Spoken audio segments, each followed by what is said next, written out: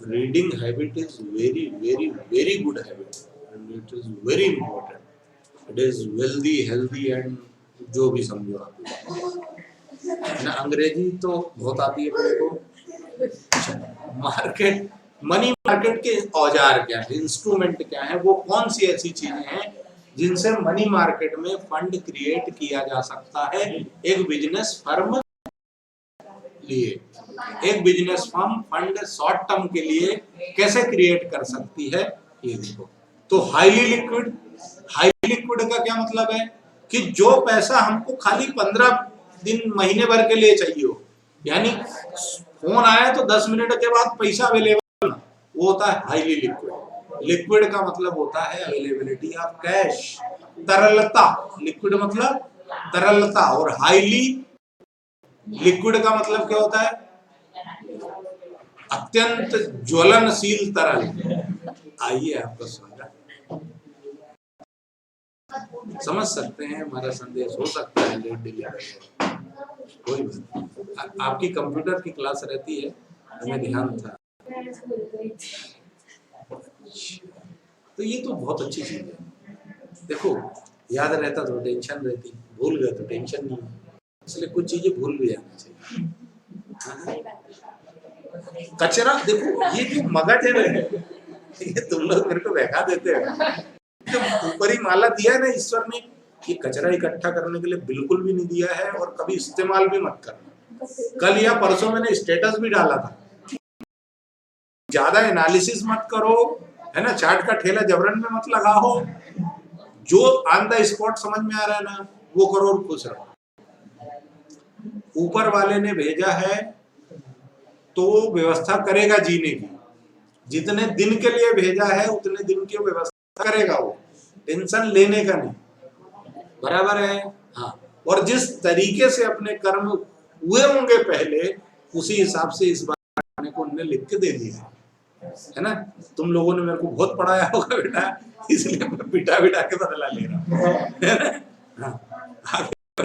ऐसा मैं मान लेता हूँ, तुमने मेरे को पहले किसी ने पहली क्लास पढ़ाई होगी, दूसरी क्लास पढ़ाई होगी, किसी ने तीसरी क्लास, तो मैं अपने पूर्व जन्म के मास्टर नमन करते हुए आगे बढ़ता हूँ, ठीक है। तो हाईली लिक्विड और लेस रिस्की दो चीजें हैं।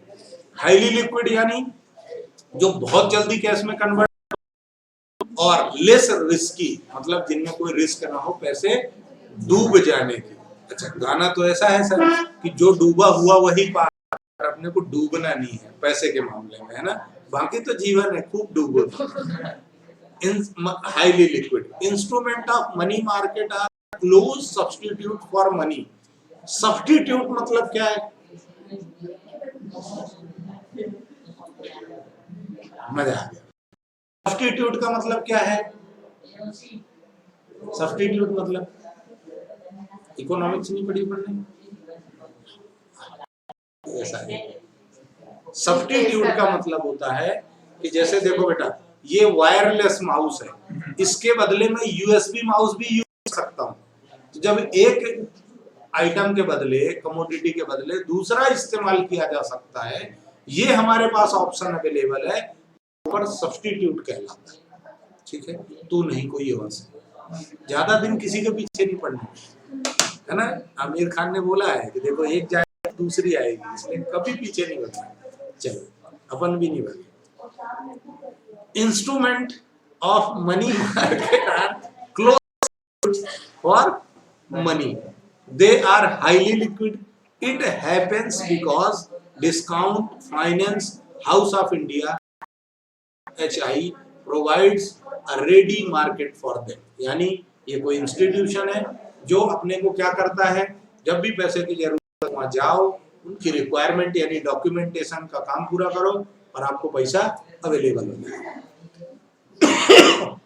लेस रिस्की मतलब ऐसा इन्वेस्टमेंट जहां पर रिटर्न के चांसेस हो, पैसा ना डूब जाए। जैसे आपने शेयर ली, पेटीएम के आईपीओ में आपने पैसा, ठीक, आपको अलॉटमेंट आया, वो जो 2150 का शेयर था, वो लिस्ट ही हुई हुआ 1950 में, 1950 में। अभी क्या 200 का तो वही नहीं पड़ गया साला, दिन भर जब ट्रेड हुआ तो वो 2100 मतलब 1500 रुपए में आ गया। पर आपके पैसे क्या हो गए, डूबने के चांसेस हो गए। डूबे तो नहीं है क्योंकि कंपनी बंद नहीं हुई है। परमानेंट पैसा कंपनी के शेयर लेने में कभी भी नहीं डूबता, हमेशा टेम्परेरी ब्लॉक होता है फंड। यानी यदि आपके पास दाल रोटी के वांदे हैं तो आप शेयर बाजार से पैसा कमाने का मत सोचो। यदि आपके फोकट पैसे पड़े हुए हैं जो आप ये चाहते हो, अरे यार ये तो डूब गए 10 साल के लिए, मैं इनको भूल जाना चाहता हूं,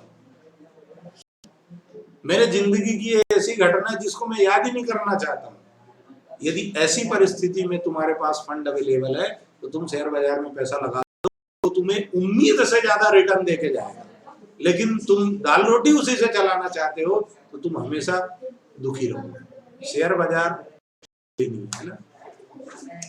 तो less risky, the instrument of money market are unsecure, security नहीं होती है ना, भाग्य।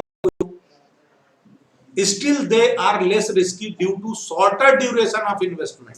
15 दिन के लिए उधारी दी है, पकड़ लेंगे, महीने में पकड़ेंगे पर पकड़ लेंगे, है ना, बराबर है। ड्यूरेशन कम होता है, इसलिए मनी मार्केट के जो इंस्ट्रूमेंट है वो क्या होते हैं, लेस रिस्की होते हैं। मेनली गवर्नमेंट के साथ डीलिंग होती है। मनी मार्केट के जितने भी इंस्ट्रूमेंट है उनकी डीलिंग किसके साथ होती है, गवर्नमेंट के साथ होती है, कभी भी धोखाधड़ी नहीं करती है। Features of money market, features क्या है इसके, it is a market for short term fund which deals in monetary asset whose period of maturity is up to 1 year. 1 साल के अंदर ही मैच्योर हो जाता है, यानी रिपेमेंट हो जाता है along with interest. Instrument of money market are quite expensive, महंगे भी होते हैं, ज्यादा जल्दी पैसा आता है ना, इसलिए। Money market instrument are highly liquid, जब चाहिए जब पैसा मिल जाता है ना, जब चाहिए जब लिक्विडिटी आएगी। मनी मार्केट आर लेस, अच्छा ऊपर ही तो सब बता दिए। The expected return from money market instrument is less due to short duration. कभी भी शॉर्ट ड्यूरेशन में तुम 2 दिन पढ़ के 80 नंबर नहीं ला सकते, है ना, बराबर है। पढ़ने का जो सेशन है 9-10 महीने का, उसमें जब पूरा साल करोगे तभी तुम टॉप कर पाओगे, अच्छे नंबर ला पाओगे। किसी ने ये कहा हमने तो साल भर मस्ती कर ली फिर भी हमने 80 बना लिए यार, नहीं होता। 1 नाइट सक्सेस में कम से कम 15 साल का वक्त लगता है। एक रात की सफलता के पीछे 15 वर्षों की मेहनत कम से कम, है ना, ऐसा बुजुर्गों ने फरमाया। Instrument of money market, instrument of money market मतलब, अब ये जो अभी तक तो तुम ये पढ़ रहे थे कि इंस्ट्रूमेंट कौन से हैं, तो ये हथियार है क्या, treasury bill, commercial paper, call money, certificate of deposit, commercial bill. एक पॉइंट इंपॉर्टेंट है जो तुम्हें ऑब्जेक्टिव में फंसा सकता है, क्योंकि सब में का समस्या है, रेट ऑफ इंटरेस्ट का समस्या है। शुरू करता हूं, पेश है नजराना है ट्रेजरी बिल, इसको टील भी कहते हैं। ट्रेजर मतलब होता है खजाना, ट्रेजर का मतलब क्या होता है, खजाना। ट्रेजरी बिल यानी एक ऐसा बिल जो आपको पैसा दे शॉर्ट टर्म के लिए। A treasury bill is an instrument of short-term borrowing issued by the Reserve Bank of India on behalf of the government. यानी भारत सरकार को जब पैसे का जरूरत होता है तो आरबीआई ट्रेजरी बिल इशू करता है, लोगों से पैसे लेता है और सरकार को दे देता है कि तुम अपना कर लो। They are also known as zero coupon bond, यानी ये हमेशा डिस्काउंट पर इशू होते हैं और इनका रिडम्पशन हमेशा पार पे होता है, नहीं होता। वो जो बीच का डिस्काउंट है वही क्या है, इंटरेस्ट है। They are issued in the form of promissory note, यानी वादा किया जाता है कि हम आपका 15 दिन 20 दिन 3 महीने में पेमेंट कर देंगे, और जब पेमेंट करेंगे तो आज हम आपसे इतना ले रहे हैं पर पेमेंट के टाइम पर हम आपको देंगे, ऐसा वादा किया जाता है। ये होता है ट्रेजरी बिल। कौन इशू करता है, आरबीआई। किसके बिहाफ में, गवर्नमेंट ऑफ इंडिया। याद रखना, वेरी इंपॉर्टेंट है। They are highly liquid and have assured yield and negligible risk of default due to soundness of RBI. RBI आपके साथ कभी भी धोखाधड़ी नहीं करेगा, ठीक है। वो जो पैसा लिया है उसने आपको रिटर्न ही करेगा। They are available for a minimum of 25,000 and in multiple their self, यानी 25 75 25 का मल्टीप्लाई कर दो जिस डिजिट में जितना आता जाएगा उसी के मल्टीपल में ट्रेजरी बिल। सर 15,000 का मिलेगा, लिख दिया ना उन्होंने 25, सोच रहे हो, लिखा ना उन्होंने मिनिमम कितना होना चाहिए 25,000 का इन्वेस्टमेंट, इससे कम ना, तो 20 में डाउट नहीं आना चाहिए। अगले नहीं है, पढ़े लिखे आदमी, थम्स अप है क्या? नहीं। चलो मैसेज इसीलिए भेजता हूँ, पढ़ा लिखा करो, लिखो जाओ। They are issued at a price less than face value, मतलब 25,000 का लॉट ले रहे हो आप, तो इशू वो 20, 22, 21 में होगा, 23 में होगा, 24,000 में इशू होगा, पर जब रिडम्पशन होगा तो 25 में। ठीक है, और इनके बीच का जो डिफरेंस है वो डिस्काउंट है और वही रिटर्न है। एग्जांपल इन्होंने दे दिया कि 1 लाख का ट्रेजरी बिल 96,000 में इशू, और इसका जब रिडम्पशन हुआ तो 1 लाख में हुआ, 4,000 का जो डिस्काउंट था यही क्या है? इंटरेस्ट है। इसका भी सिर्फ दिख रहा है, उसका भी सिर्फ दिख रहा है। Commercial paper CP, commercial paper is a short, देखो टी बिल क्लियर है, commercial paper is a short term unsecured negotiable promissory note. समझना बेटे, ट्रेजरी बिल निगोशिएबल नहीं होता। निगोशिएशन का मतलब क्या है? आज ब्रेकअप कल कैचअप, ये कहानी ट्रेजरी बिल में नहीं होती। मतलब जिसके नाम पे एक बार फेरे हो गए, काम खत्म, जीवन उसी के साथ बीतेगा। कॉमर्शियल में ऐसा नहीं है ना, बराबर है। कॉमर्शियल पेपर में ऐसा नहीं है, ये निगोशिएबल इंस्ट्रूमेंट है। निगोशिएबल का मतलब ये होता है बेटा, तुम जो करेंसी लेके घूमते हो ना जेब में, ये सारी की सारी करेंसी, चेक, ये सब इंस्ट्रूमेंट है जिनको एक से दूसरे को ट्रांसफर किया जा सकता है। जब आप एक आइटम किसी को भी ट्रांसफर कर सकते हो और कई बार ट्रांसफर हो सकता है, तो वो क्या कहलाता है? Negotiable instrument. सौदे ज्यादा हो जाएं तो वो क्या है? Negotiable instrument. With a fixed maturity period which is issued by the and credit worthy companies to raise short term funds at lower rate of interest than in the market। बाजार में बैंक से loan लेने गए तो 10-12% में मिल रहा है, पर ये जो क्रेडिट वर्दी यानी गुडविल वाली कंपनियां होती हैं वो commercial paper issue short term के लिए 3 महीने 6 महीने के लिए, उतने टाइम के लिए, पर इनका जो रेट ऑफ इंटरेस्ट होता है वो क्या होता है? कम होता है, यानी बाजार होगी उससे कम में इशू करते हैं। It is a negotiable instrument, मतलब क्या है इसका? निगोशिएबल इंस्ट्रूमेंट का क्या मतलब है?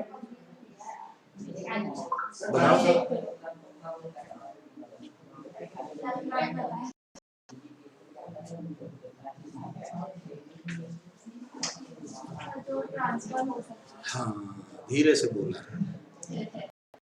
Negotiable instrument, it is free, अरे सामने लिखा था it is freely transferable by endorse. हाँ, यही तो मतलब था, इंटरली प्रेजेंट नहीं है। It is freely transferable, present रहा सर, अब बात ही ऐसी। It is freely transferable by endorsement and delivery. Endorsement मतलब, इंडोर्समेंट का मतलब होता है बच्चा कि जो इंस्ट्रूमेंट आप एक बंदा किसी दूसरे बंदे को दे सकता है, तो वो क्या कहलाता है?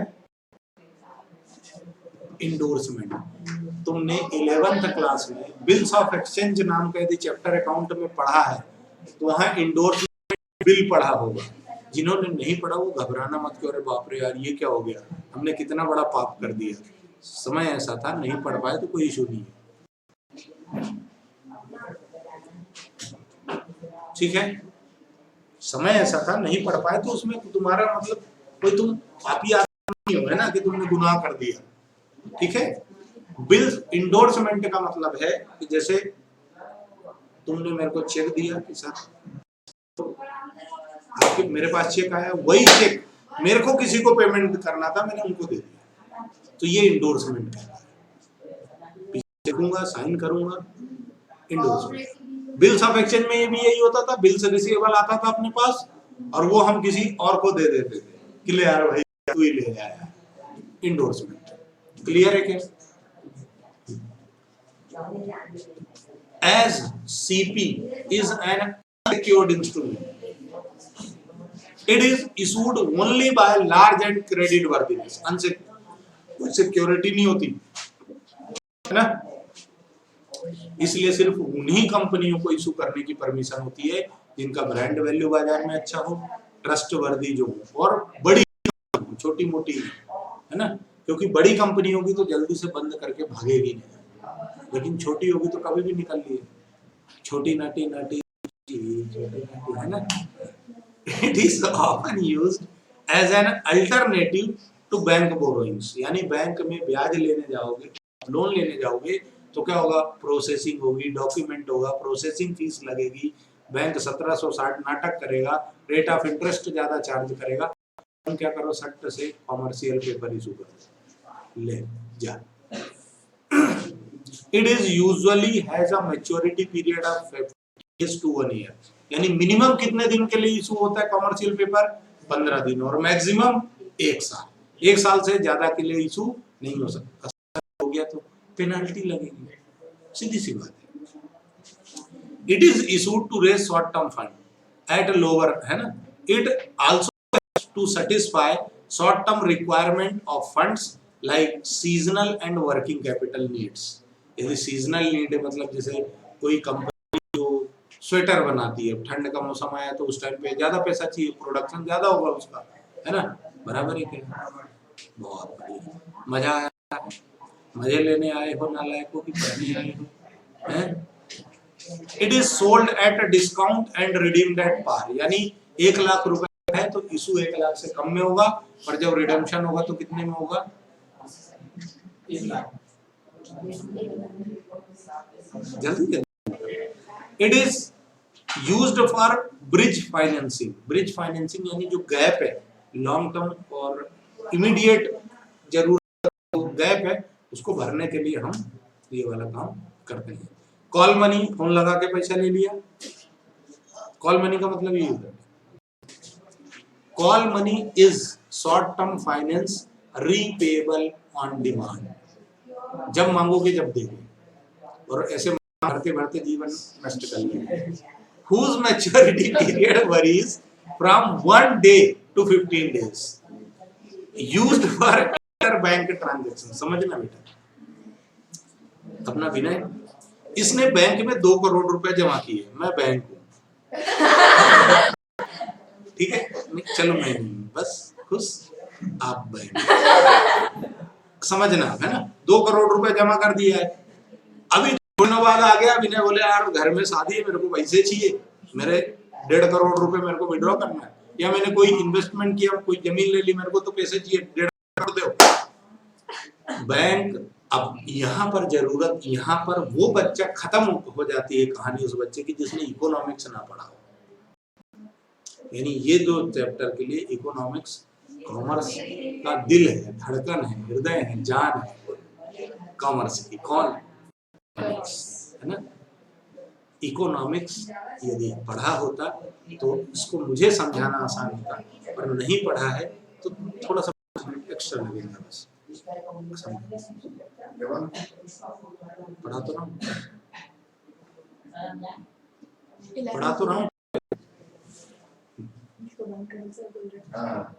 चल, मैं क्या बता रहा था,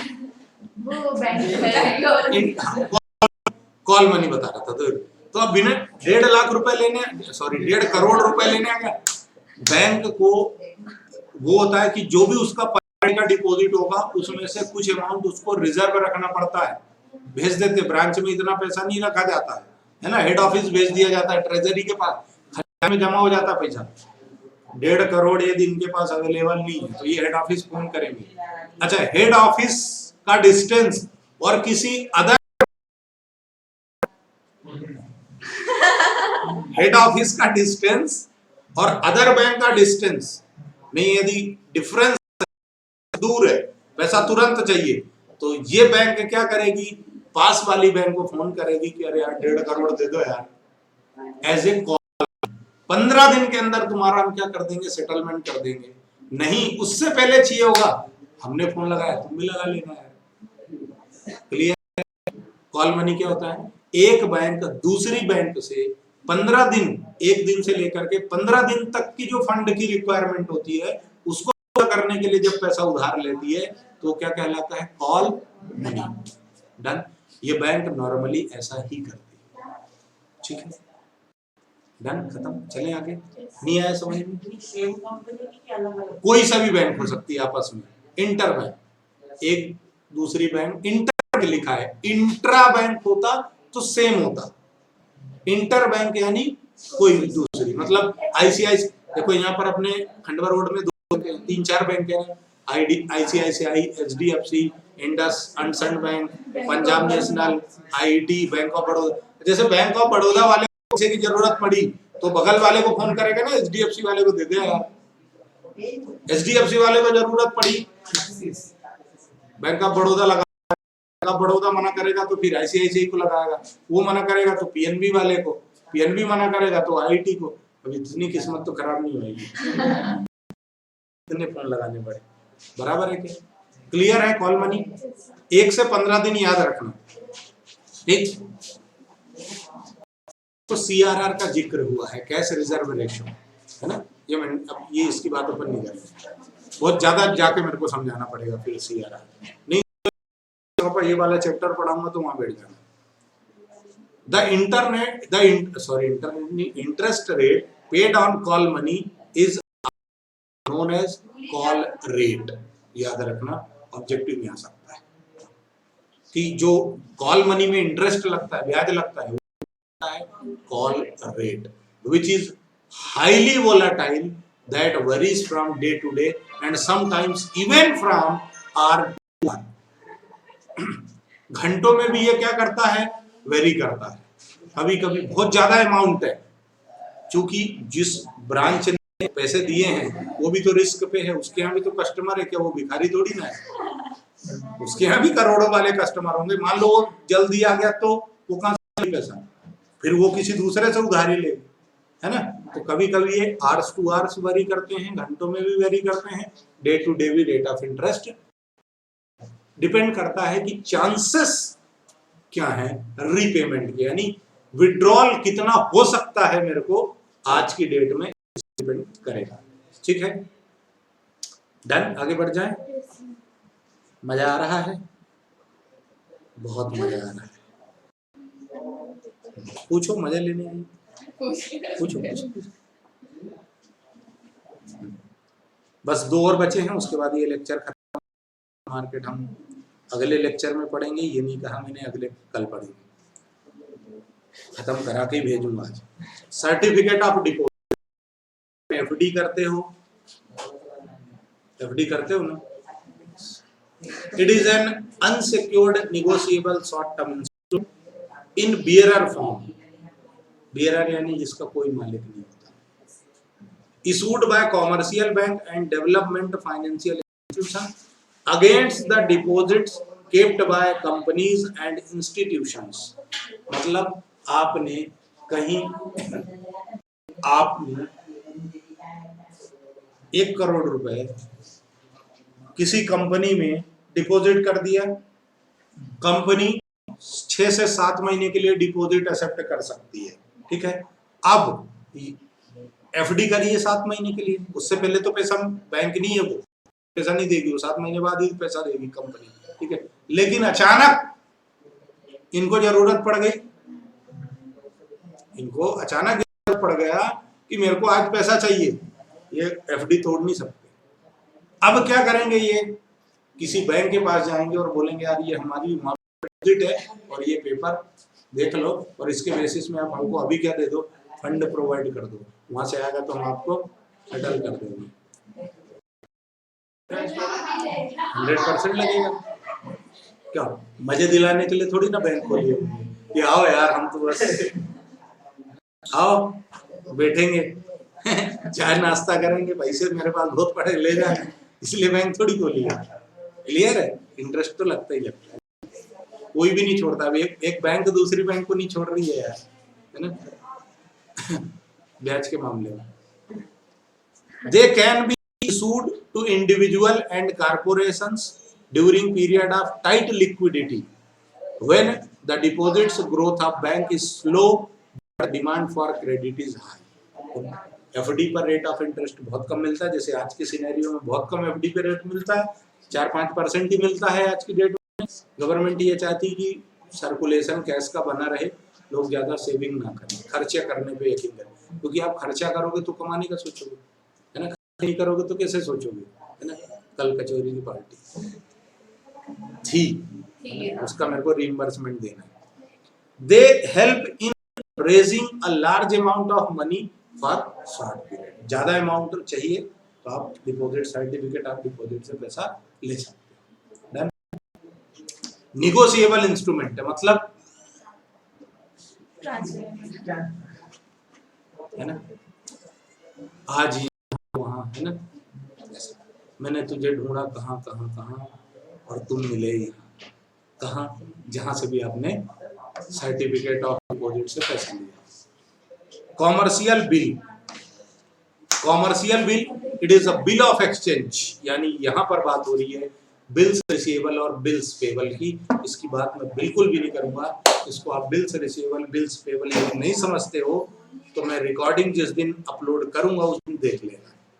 अब ये तुम्हारी गलती है, तुम्हें ऐसा नहीं हर चीज तुम समय पे डाल दोगे कि यार हमारा समय ऐसा था तो इसलिए हमने नहीं पढ़ा 11th का अकाउंट, है ना। जिसका जेन्युइन है उसका समझ में आता है, बाकी तुमने क्यों मस्ती करी बता देता हूँ। देखो बिल्स रिसीवेबल बिल्स पेबल समझते हो,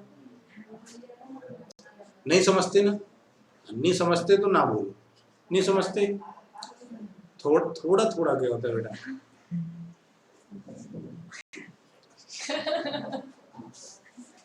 थोड़ा थोड़ा क्या, कैसे मतलब, बिल का मतलब समझते हैं सर, रिसीवेबल का नहीं समझते। हाँ बोले वो नहीं, वो आदमी ऐसे ही बोलता है सर हम थोड़ा बाहर आए थे। थोड़ा कितना गया था भाई, नाक कान गला लेके गया था क्या, बाकी घर पे छोड़ गया था, 5 मिनट में आया। अबे डिस्टेंस बता, 5 मिनट की दूरी पे हूँ यार, मतलब किलोमीटर का कोई हिसाब ही नहीं है। चलो तो बिल्स रिसीवेबल और बिल्स पेबल जो निगोशिएबल इंस्ट्रूमेंट हैं, उन पर जैसे आपने उधारी में सामान खरीदा बेचा तो पेमेंट नहीं होता तो दिल खोल के दे देते हो कि ले जा यार, 2 महीने बाद पैसा देंगे, 3 महीने बाद पैसा देंगे। जिसको पैसा रिसीव करना है उसके लिए बिल्स रिसीवेबल और जिसको पेमेंट देना है उसके लिए बिल्स पेबल। ठीक है, कोई तकलीफ? डन, बहुत बढ़िया। कैपिटल मार्केट की बात हम अब बाद में करेंगे। अच्छा, ये भी शॉर्ट टर्म होता है, करंट एसेट लायबिलिटी में आता है, मतलब एक अकाउंटिंग पीरियड यानी 12 महीने से ज्यादा के लिए नहीं हो सकता। ठीक है, धन्यवाद, झेलते रहो।